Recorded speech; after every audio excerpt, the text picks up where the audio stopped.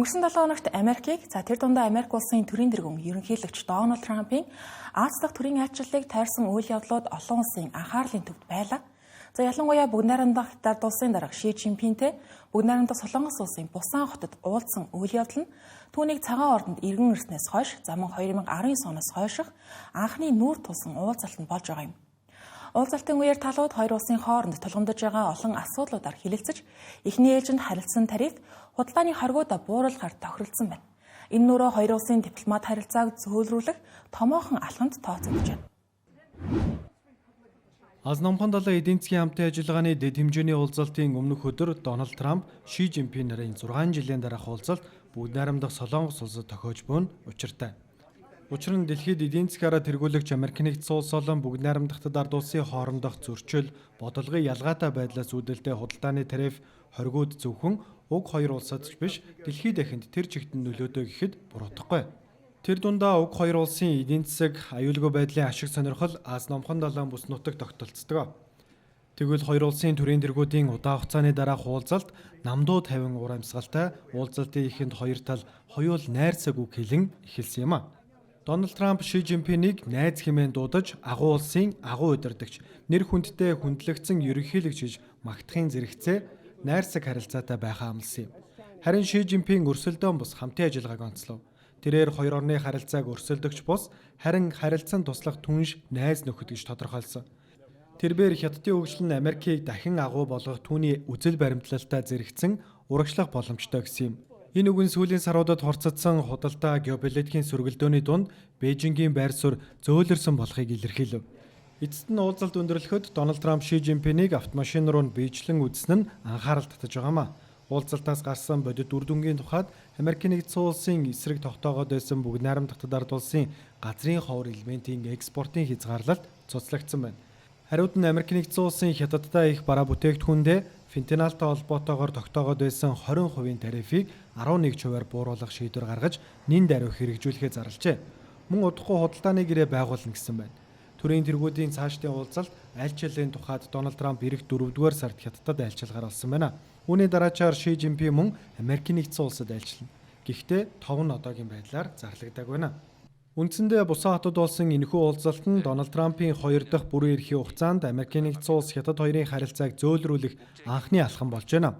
Хоёр талын найрсаг ур амьсгал, худалдааны уян хатан шийдвэрүүд мөн харилцан айлчлалын тохиролцоо нь хөрөнгийн зах зээлд болон бүс нутгийн тогтвортой байдалд эерэг дохио өгсөн гэж ажиглагчид үгнэж байна. Уулзалтанд Бүгд найрамдах Хятад ард улсын талаас гадаад иргэн сайд Ван И, төрийн зөвлөлийн орлогч ерөнхий сайд Хэ Лифэн, Төв хорооны улс төрийн товчооны гишүүн зөвлөх Цай Ци уулзалтанд оролцсон. Харин Америк нэгдсэн улсын талаас төрийн нарийн бичгийн дарга Марко Рубио, сангийн сайд Скот Бесен, худалдааны төлөөлөгч Джеймсон Грир, худалдааны сайд Ховард Латник, Бээжин суугаа Америк нэгдсэн улсын элчин сайд Дэвид Пердю, цагаан ордны тамгын газрын дарга Сьюзи Вайлс нар оролцжээ. 1992 оноос хойш цөмийн засгийн туршилтаа сайн дураараа зогсоогоод байсан Америк нэгдсэн улс цөмийн засгийн туршилтаа сэргээх үгүй юу гэдэг сэдв энэ 7 хоногт олон нийтийн анхаарлыг татсан бас чамгүй зочирдуулаад амьсан сэдв байлаа. Ерөнхийлөгч Дональд Трамп Хятад улсын дарга Ши Жинпинтэй уулзахынхаа өмнөхөн Батлан хамгааллын яам буюу дайны яамда цөмийн засгийн туршилтыг нэн даруй сэргээх үүрэг өгсөн гэдгийг хэлсэн. Хариуд нь цөмийн засгийн хүчин чадлаараа дэлхийд тэргүүлдэгэ гэгддэг Орос улбаны улсын ерөнхийлөгч Владимир Путин Америк нэгдсэн улс цөмийн засгийн туршилт хийж эхэлбэл адил алхам хийнэ гэдгийг хүртэл анхааруулжээ.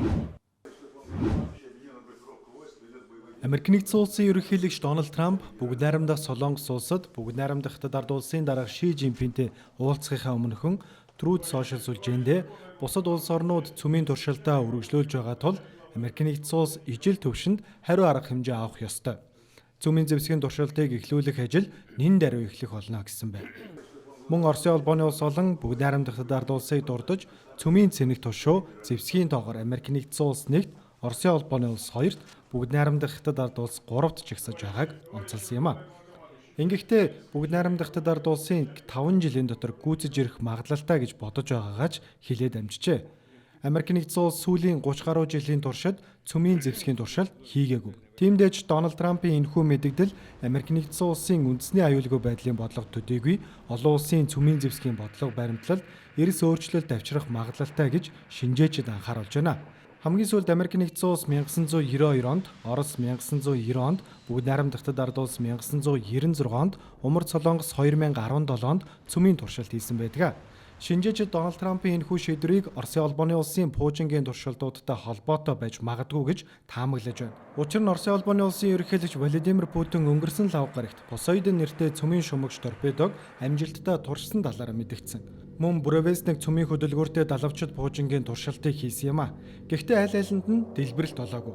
Тиймдээж Кремлийн хэвлэлийн төлөөлөгч Дмитрий Песков Оросын холбооны улсын зэвсэг түвшний хийсэн саяхны туршилтуудыг цөмийн туршилт гэж нэрлэх боломжгүй.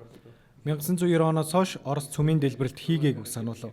Мөн Оросын холбооны улс сүүлийн үед цөмийн туршилт хийгээгүй. Гэхдээ Америк нэгдсэн улс хийж эхэлвэл бид ч мөн адил ижилхэн хариу арга хэмжээ авна гэж анхааруулжээ.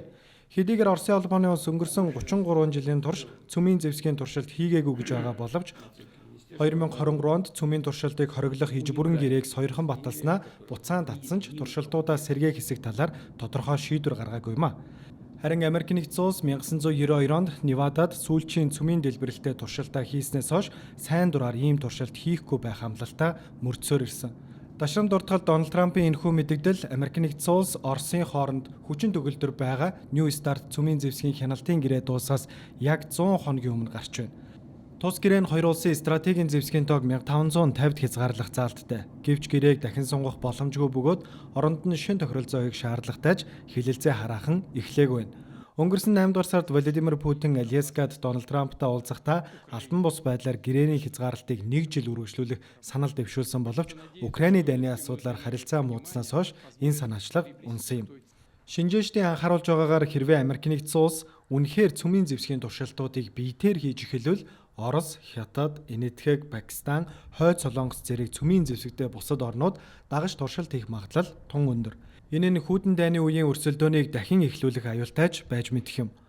Олон улсын хэмжээнд 1963 оны хэсэгжилсэн туршилтын хоригийн гэрээ газар дээр усанд агаарын туршилтыг хориглож дараах нь 178 улс сойрхон баталсан цөмийн туршилтыг хориглох иж бүрэн гэрээний суурь болсон. Одоогийн байдлаарх дэлхийн цөмийн хүчний тэнцвэрийг харуул Америкийн эрдэмтдийн холбооны ойролцоо тооцоогоор Орос 5459, Америк нэгдсэн улс 5177-оос 5225, Хятад 600 хушуутай.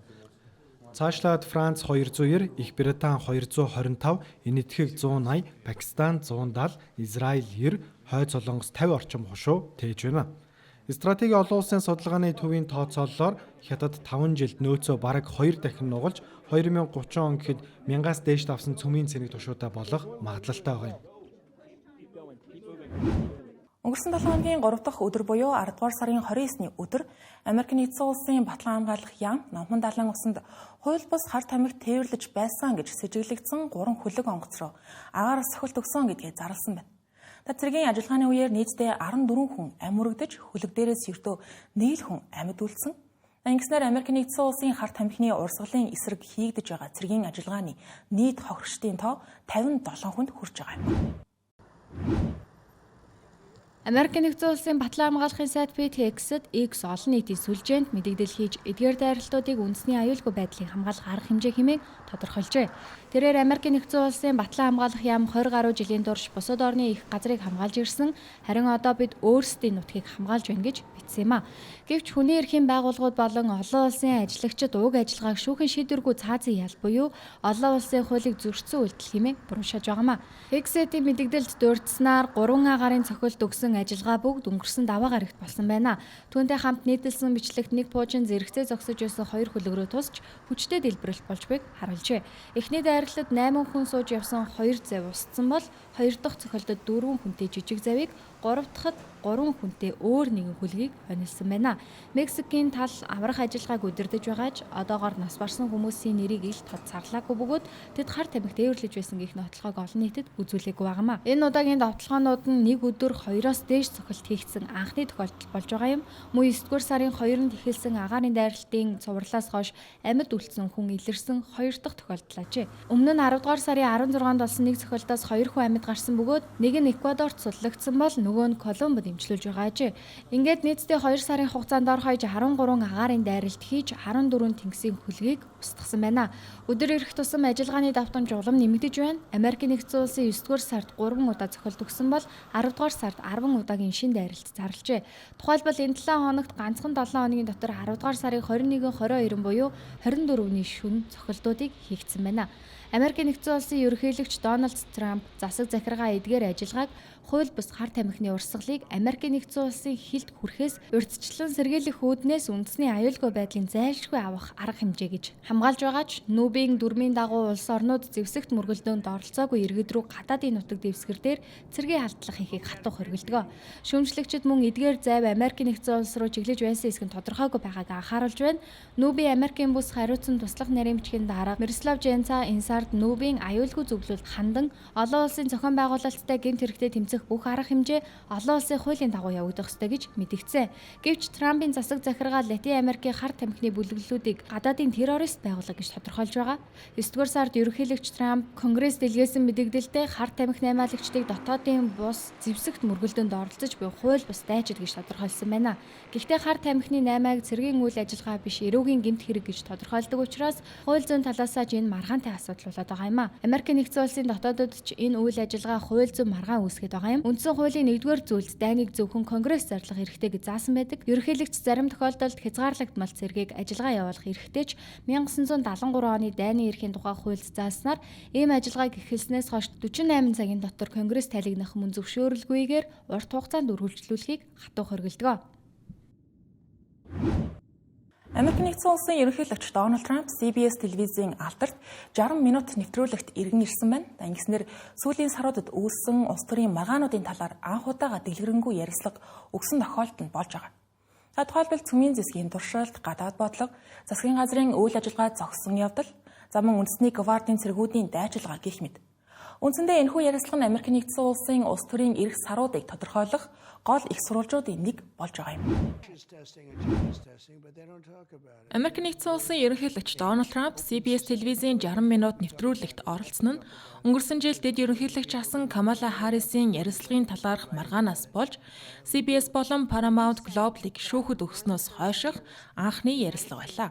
Тухайн үед Дональд Трамп уг телевизийг Камала Харрисын түүний талаар хэлсэн үгийг санаатайгаар эвлүүлж, утгыг нь гуйвуулсан гэж буруутгасан ч шүүхэд нотлогдоогүй юм а. Эцэст нь компани зүгээс ерөнхийлөгчийн номын санд 16 сая $10 хандив өгөх тохиролцоонд хүрсэн байдаг.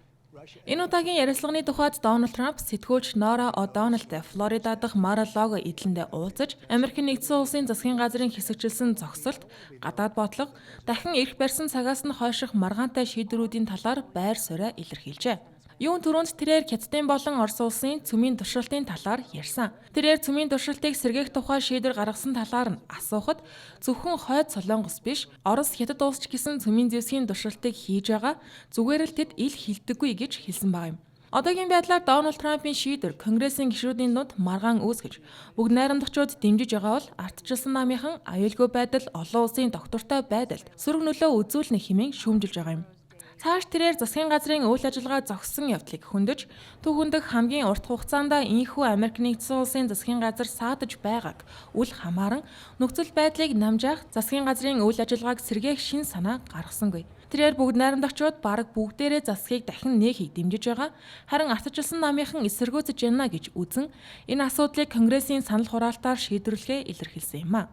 Америкийн нэгдсэн улсын дотоодод тулгамдж байгаа бас нэгэн асуудал болох үндэсний гвардийн дайчилгаа, цагаачлалын чанга хатуу бодлогын тухайд Дональд Трамп хууль бус цагаачдыг гаргахын тулд дөрвтэй арга хэмжээ авах шаардлагатай, цагаачлал гайлын албаны үйл ажиллагааг хэвийн явуулж, нийгмийн эмх журмыг сахиулахад үндэсний гвардийн дайчилгаа нэн шаардлагатай бөгөөд одоогийн арга хэмжээ харин ч сул байна гэж үзэж байгаагаа хэлсэн байна. Эцэст нь Америкийн нэгдсэн улсын эх оны завсрын сонгуулиас өмнөх олон нийтийн анхаарлыг татаж байгаа хамгийн том сонгуулиудын нэг болох Нью-Йорк хотын захирагчийн сонгуулийн тухайд байр суурь хилээд амжжээ. Тэрээр Нью-Йорк хотын захирагчийн сонгуульд хэд зүүнний үзэлтэй хүн ялбал уг хотод очих хөрөнгө оруулалт буурах магадлалтайг анхааруулсан байна. Энэ мэтчилэн 60 минут нэвтрүүлгийн ярилцлага олон сэдвийг хамарч Дональд Трампын засаглалын 2 дахь бүрэн эрхийн маргаантай үйл явдлууд гадаад бодлогын өөрчлөлтийг дахин тодруулж өглөө. Мөн дашрам дуртахад ярилцлага 60 минут үргэлжлэх ёстой байсан боловч 90 минут болсныг телевизийн зүгээс захим хаягуудаараа цацсан байлаа. За сүүлийн үед Америк тариф гэх хоёр үг залгаа холбоо өгнүүд болтлоо олон нийтийн дунд яригддаг болсон байна. Тэгвэл Америк нэгдсэн улсын дээд шүүх энэ 7 хоногт Дональд Трампын цацаргааны тогтоосон эдгээр тарифууд хууль бус байсан эсэхийг хэлэлцэх гэж байгаа. Шүүх Дональд Трампын цацаргааны эсрэг талд шийдэх юм бол түүний худалдааны бодлого бүхэлдээ нургуунаж цаашлаад тарифаар цугларсан олон тэрбум $, буцаан олгох шаардлагатай болж маадгүй юм. Америк нэгдсэн улсын ерөнхийлөгч Дональд Трампын цацаргааны төлөөлөгч нар энэ 7 хоногийн 5 гарагт дээд шүүхийн өмнө ирж жижиг дунд бизнес эрхлэгчид болон хэд хэдэн мужуулсан эсрэг шүүх хуралд оролцох гэж байна. Бизнес эрхлэгчдийн зүгээс Дональд Трампын тогтоосон импортын тарифыг үндсэн хуулийг зөрчсөн хууль бусаа гэж үзэн хүчингүй болгуулахыг шаардаж байгаа юм. Дээд шүүхийн шүүгчид олон сарын турш энэхүү маргааныг судалж хэлэлцсэний эцэст ийхүү санал хураалт явуулах гэж байгаа нь инэ. Дональд Трамп уг шүүхийн ажиллагааг улсын аюулгүй байдал, худалдааны хэлэлцээрт шийдвэрлэх нөлөө үзүүлэх түүхэн үйл явдал гэж тодорхойлсон бөгөөд хэрвээ ялагдвал Америк нэгдсэн улсын олон улс дахь байр суурь суларч олон жилээр хэмжигдэх эдийн засгийн хямрал үүснэ гэж анхааруулжээ. Дональд Трампын тарифын бодлого дотоодын болон гадаадын олон компаниудад дарамт үүсгэж байгаа юм а. Америк нэгдсэн улсад тоглоом борлуулдаг Learning Resources компани гүйцэтгэх захирал Рик Волденбергийн мэдээлснээр тэд 2025 онд тарифын төлбөрт $14 сая төлөхөөр байгаа нь өнгөрсөн оныхоос 7 дахин өссөн үзүүлэлт болсон байна. Үүний улмаас уг компани 100 гаруй бүтээгдэхүүнийхээ үйлдвэрлэлийг өөр улс руу шилжүүлэхээс аргагүй болоод байгаажээ. Мөн Cooperative Coffees компани үүсгэн байгуулагч Билл Харрисын мэдээлснээр өнгөрсөн 4-р сараас хойш тус компани $1.3 сая тариф төлөхөөр болоод байгаажээ.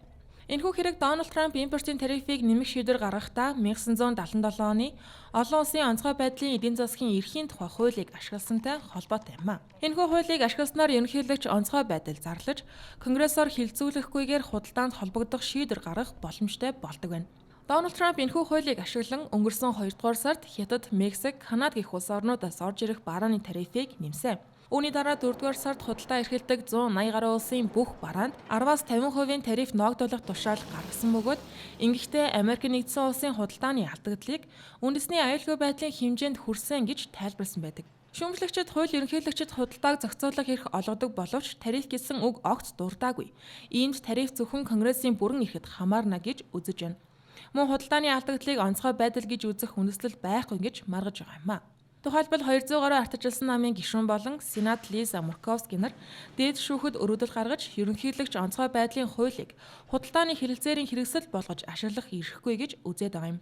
Өнгөрсөн 7 хоногт Сенат 2 намын дэмжлэгтэйгээр Дональд Трампын зарласан тарифуудыг эсэргүүцсэн 3 тогтоол баталсан ч эдгээр нь төлөөлөгчдийн танхимаар батлагдах магадлал бага байна. Одоогийн байдлаар нийтдээ 3 шатны шүүх Дональд Трампын талд биш эсрэг шийдвэр гаргасан бөгөөд одоо дээд шүүх маргааныг сонссны дараа эх оны 1-р сараас 6-р сарын хооронд эцсийн шийдвэрээ гаргах юм. Wells Fargo санхүүгийн компани шинжээчдийн тооцоололоор $90 тэрбум татварыг буцаах шаардлагатай болж маадгүй байгаа юм. Хэрвээ шүүх шийдвэр гаргах хугацаагаа сунгавал энэ тоо $1 хүрч болзошгүй байгаа гэлээ. Эдийн засаг нь $30 хэмжигдэх Америк нэгдсэн улсын засгийн газрын ажил зогсоод бүтэн 1 сар өнгөрөөд байна. Түүхэнд хамгийн удаан хугацаанд Америк нэгдсэн улсын засгийн газрын үйл ажиллагаа зогссон явдал нь 2018 онд болсон 35 хоногийн зогсолт байдаг. Энэ байдал цааш үргэлжилсээр байх юм бол Америк нэгдсэн улсын эдийн засагт ноцтой хохирол дагуулж маадгүй болоод байна. Шинжээчдийн тооцоолж байгаагаар 2025 оны сүүлийн улирлын эдийн засгийн өсөлт нь 1% буурч 7-оос 14 тэрбум $-ын эдийн засгийн хөдөлгөөргүй алдагдал үүсгэх эрсдэлтэй гэлээ. Америк нэгдсэн улсын холбооны засгийн газрын үйл ажиллагаа зогсоод 1 сар өнгөрчээ.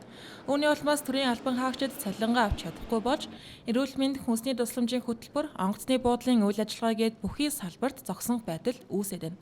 Энэ байдал удаан үргэлжилбэл зөвхөн төрийн албан хаагчдын асуудал биш, илүү өргөн хүрээний эдийн засгийн сөрөг үр дагаврыг үүсгэж магадгүй. Өмнөх зогсолтуудын үеэр эдийн засгийн итвэх буурч улмаар тэрбумаар тоологдох хохирол учирч байсан. Конгрессийн төсвийн алба 3 дугаар сарын 29-нд гаргасан тооцоололдоо 4, 6, 8, 7 хоногийн хугацаатай зогсолт тус бүрийн эдийн засагт үзүүлэх нөлөөг тооцжээ. Одоогоор зогсолт 4-7 хоног давсан хэрвээ үргэлжилбэл 11-р сарын 12-нд 6-7 хоногт хүрэх юм. Конгрессийн төсвийн албаны тооцоололоор хэрвээ зогсолт 4-7 хоног үргэлжилбэл 2025 оны 4-р улирлын эдийн засгийн өсөлт 1%, 8-7 хоног үргэлжилбэл 2%-аар буурах төлөвтэй байна. Ихэнх бууралт 2026 оны эхний улиралд нөхөгдөнө гэж үзэж байгаач 7-оос 14 тэрбум $, алдагдал үүснэ гэж тус байгууллага анхааруулжээ. Энэхүү алдагдлын гол шалтгаан нь ажилгүй болсон төрийн албан хаагчдын бүтээмж буурсантай холбоотой юм байна. Гэхдээ Конгрессийн төсвийн алба үндсэн 4 таамаглал дээр тулгуурлан эдийн засгийн нөлөөг тооцсон байгааг анхаарах хэрэгтэй. Юун түрүүнд зогсолт дуусмагц ажлаасаа төр чөлөөлөгдсөн төрийн албан хаагчид буцаан цалингаа авна. Хоёрдугаарт санхүүжилт сэргээд ирэхэд зогсолтын үеэр хийгдээгүй бүх худалдан авалт үйлчилгээ нөхөн хийгдэнэ. Гуравдугаарт идэвхтэй алба хааж байгаа цэрэг болон зарим хууль сахиулах байгууллагын ажилтнууд зогсолтын үеэр цалингаа үргэлжлүүлэн авна. Дөрөвдүгээрт хүнсний тусламжийн хөтөлбөр зогссон боловч нөхөн олголт хийгдэнэ гэсэн таамаглалууд байгаа. Гэвч бодит байдал дээр эдгээр таамаглалууд биелэхгүй байх магадлал өндөр байна. Ерөнхийлөгч Дональд Трамп 10 дугаар сарын 7-ны өдөр төрийн албан хаагчид бүгд цалингаа буцааж авах ёстой биш гэж мэдгдсэн. Мөн Дональд Трампын сар цагаараа Конгрессоор батлагдсан зарим зардлыг дангаараа хүчингүй болгож байгаа. Үүний нэг жишээ бол Нью-Йорк, Нью-Жерсиг холбох Gateway Tunnel төслийн санхүүжилтийг зогсоох оролдлого юм. Одоогоор зарим алба хаагчид цалингаа авч байгаа боловч энэ нь батлан хамгаалах яамны судалгаа худалдан авалтын сангаас 5.3 тэрбум $, шилжүүлсний үр дүн юм а. Хүнсний тусламжийн олголтын хувьд мужуудын сар цагаараа шүүхэд шаардлага тавьж байгаа боловч 11-р сарын 1-ээс хойш энэхүү хөтөлбөрийн сан дуусаж нөхөн олох хэсэг нь тодорхойгүй байна.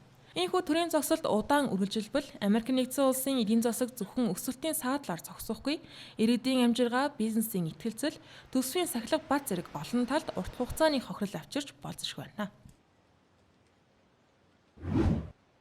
За энэхүү эдийн засгийн тодорхойгүй нөхцөл байдал донд Америк нэгдсэн улсын томоохон компаниуд ажилчдаа олоор нь халж эхэлсэн. Энэ 7 хоногт гэхэд Amazon, UPS, Nestle зэрэг компаниуд ажилчдаа олон 10,000-аар нь халж байгаа гэдгийг зарласан байна. За ингэснээр хөдөлмөрийн зах зээл дэх дарамт нь улам нэмэгдэж байгаа гэдгийг шинжээчид хэлж байна. Хөрөнгө оруулагчид Америк нэгдсэн улсын эдийн засгийн өсөлт саарах явдал 2026 хүртэл үргэлжлэж магадгүй гэж үзэж байна. Учир нь сүүлийн үед Америк нэгдсэн улсын томоохон компаниудын дунд ажлын байрны цомогтгол ирчээ авч байна. Тухайлбал Amazon компани 30,000 ажлын байр цомогтох гэж байгааг Reuters агентлаг мэдээллээ. Америк нэгдсэн улсын 2 дахь хамгийн том ажил олгогч ийхүү түүхэн дэх хамгийн том цомогтголоо хийх гэж байна. Эдгээр мэдээлэл цацагдж эхэлсний дараачаар компани зүгээс корпорэт ажилчдынхаа 14,000-ыг нь цомогтох шийдвэр гаргасан гэдгээ зарласан юм а. Цар тахлын үед технологийн компаниудын хэд олон хүнийг ажилд авсны уршиг одоо ч үргэлжилсээр байна. Тухайн үедээ харьцуулахад технологийн хэрэглээ буурсан ажлын байраа цомогтох шалтгаан болж байна. Цар тахлын дараачаар 200 гаруй технологийн компани 98,000 ажлын байраа цомогтгожээ. Amazon-ы хувьд COVID-19 үед хүргэлтийн тоо огцом нэмэгдэхэд ажилчдынхаа тоог нэмэгдүүлж байсан. Харин цар тахлын дараа хүргэлтийн үйлчилгээ авах хэрэглэгчийн тоо огцом буурсан учраас зарлаа хэмнэхийн тулд ийм шийдвэр гаргахад хүргэж байна. Тус компани 2022 оны сүүлчээр 27,000 ажлын байраа цомогтгож байсан бол одоо 30,000. Гэхдээ энэ удаад зөвхөн хүргэлт агуулгаас гадна офисын ажилчдад ч мөн адил хүчтэй нөлөөж магадгүй байна. Энэхүү мэдээллийг хамгийн ихэнд цацсан Reuters-ийн нийтлэлд бичснээр офисын ажилчдын 10 гаруй хувь нь нөлөөлөх боломжтой гэжээ. Энэхүү цомогтгол нь зарим талаараа ажлыг хэмэл оюун болон роботын тусламжтайгаар автоматжуулах болсонтой холбоотой байгаа юм. Amazon компани эх 10 жилд 600,000 ажлын байрыг роботоор орлуулах гэж байна. Amazon компани ганцаараа цомогтгол хийж байгаа хэрэг биш. Удаах ажилчдаа олон мянгаар нь халж байгаа компани бол UPS. Компани 3 дугаар улирлын тайландаа энэ оны эхний 9 сард 34,000 ажилтнаа халсан гэж мэдэгдэв. Үүнээс гадна 14,000 удирдлагын төвшний албан тушаалтныг цомогтгосон байна. Мөн Target 1800 ажилтныг, харин Paramount, Skydance 1000 ажилтныг ажлаас нь чөлөөлгөр болжээ. Хөдөлмөрийн зах зээл нийтдээ харьцангуй тогтвортой байгаа хэдий ч 10 дугаар сард ажлын байр нэмэгдэх хурцаарч ажилгүйчүүдийн хувьд сүүлийн 3 жилийн хамгийн өндөр түвшиндээ өржээ. Шинээр ажил хаягчдын тоо нэмэгдэх нь зогсон эдийн засагт дарамт нэмэхээр байна. Хэрвээ засгийн газрын зогсолт үргэлжлвэл төрийн зардлын бууралт, иргэдийн худалдаа авах чадвар, бизнесийн ихтгэлцэл зэрэг олон талт дарамт нэмэгдэж, компаниуд бүтцийн өөрчлөлт хийхийг илүү дэзэг төлөвтэй байгаа нь энэ юм. Эдийн засагчид энэ хандлага 2026 он хүртэл үргэлжилж, хөдөлмөрийн зах зээлд шин тэнцвэр тогтоох хүртэл ажилгүйдэл айжмаар өснө гэж дүгнэж байна. Өргөжлөлтөнд та бүхэнд Америкийн нэгдсэн улсын технологийн салбарт болж байгаа онцлог үйл явдлуудаас таймлан мэдээлэх гэж байна. Тэгэхээр график карт үйлдвэрлэгч Nvidia компани 5 их найд $10 үнэлгээнд хүрсэн түүхэн дэх анхны компани болоод байна. Ингэснээр тус компани үнэлгээ ChatGPT-гийн нээлтээс хойш 12 дахин нуурч байгаа нь энэ. Nvidia компани өнгөрсөн 7 хоногийн ихээр Вашингтон хотноо зохион байгуулсан GTC арга хэмжээн дээрээ дотоодын хамтарлуудаа зарласан бол 7 хоногийн сүүлээр Өмнөд Солонгос улсын компаниудтай хийсэн хамтын ажиллагаануудаа зарласан байгаа юм.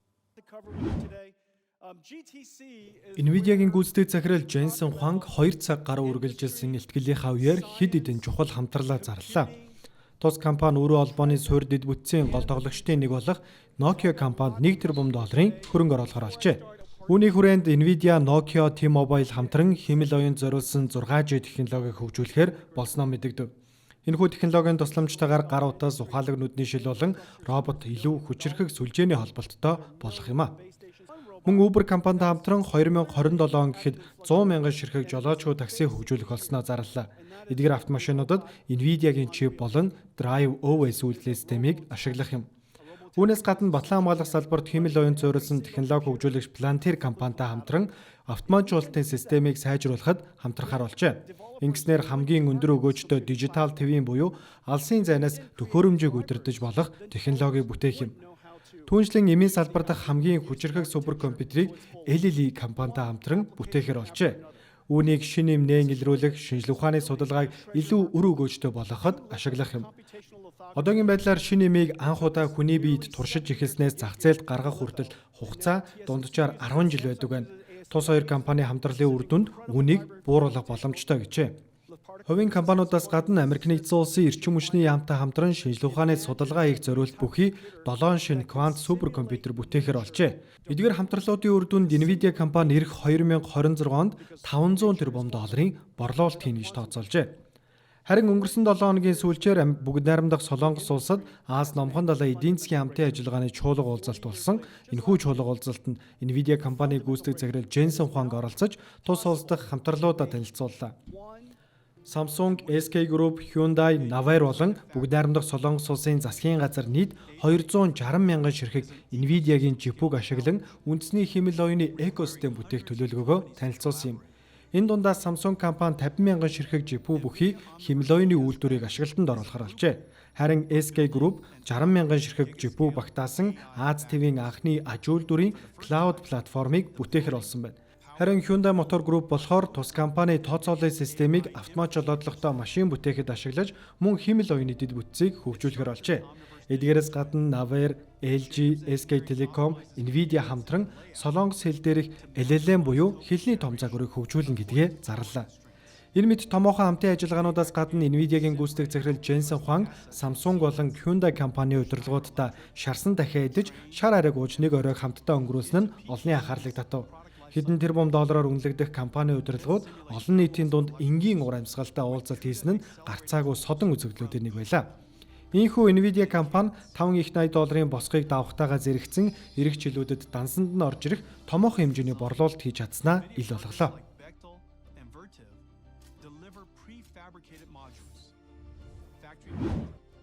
Хэмэл оюуны хүн төрөлхтний сайн сайхны төлөө хөгжүүлэх зорилготойгоор байгуулагдаж байсан ChatGPT чатботыг үүсгэгч OpenAI албан ёсоор ашигын төлөх статус руу энэ 7 хоногт шилжлээ.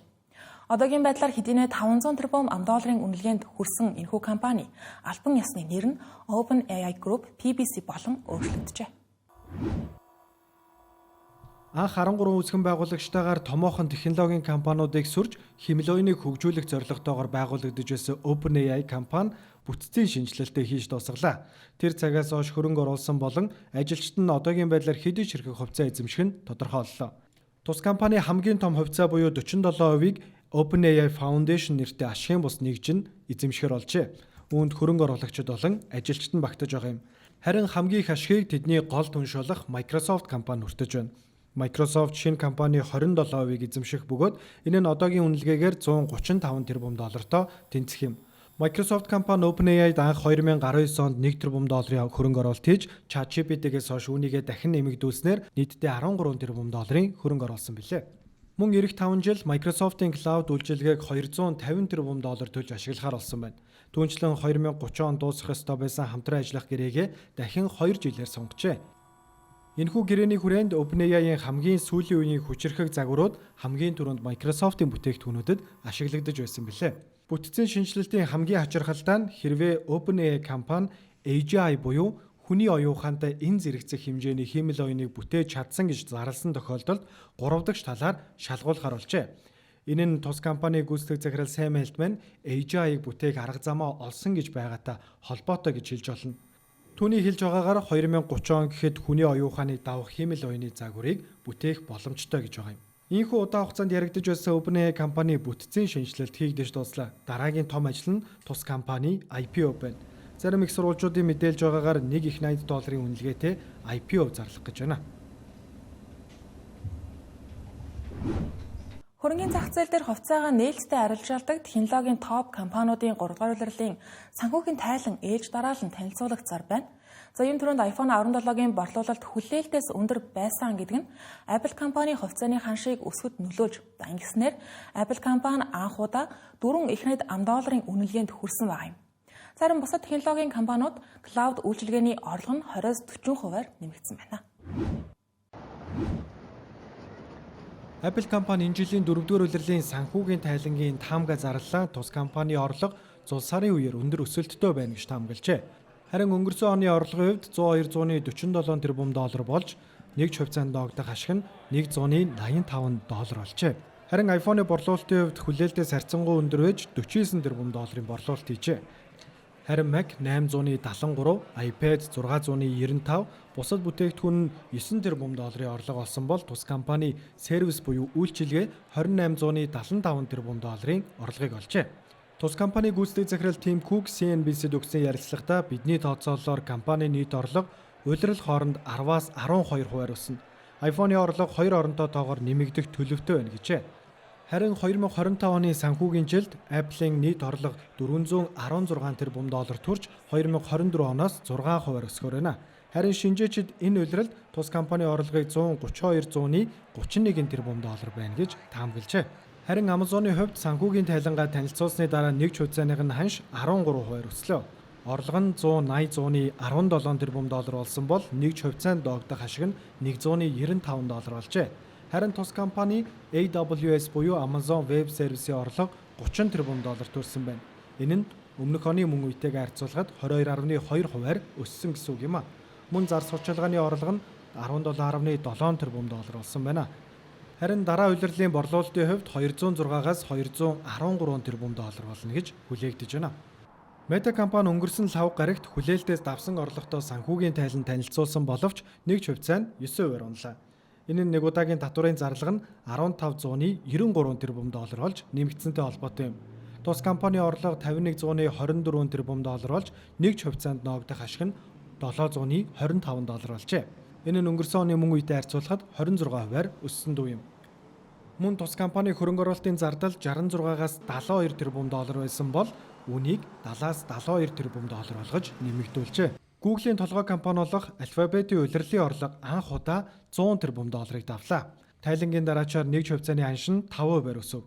Тус компани нийт орлого 102.35 тэрбум доллар болж нэг хувьцаанд ногдох ашиг нь $3.1 болжээ. Харин YouTube-ийн зар сурчлагын орлого 10.26 тэрбум доллар болсон байна. Түүнчлэн тус компани хиймэл оюуны дэд бүтцэд зарцуулах зардлаа 75-аас 85 тэрбум доллар болгож нэмэгдүүлээд байна. Харин Microsoft-ийн тухайд санхүүгийн тайлангаа танилцуулсны дараа хувьцааных нь ханш 9%-аар өсжээ. Тус компани орлого 70.7 тэрбум доллар болж нэг хувьцаанд ногдох ашиг нь $346 болжээ. Энэ нь өнгөрсөн оны мөн үетэй харьцуулахад 13%-аар өссөн дүн бөгөөд цэвэр ашиг нь $25.8 тэрбум доллар болсон байна. Тус компани энэ жил хиймэл оюуны дэд бүтцэд $85 тэрбум доллар зарцуулахаа зарлаад байгаа лээ.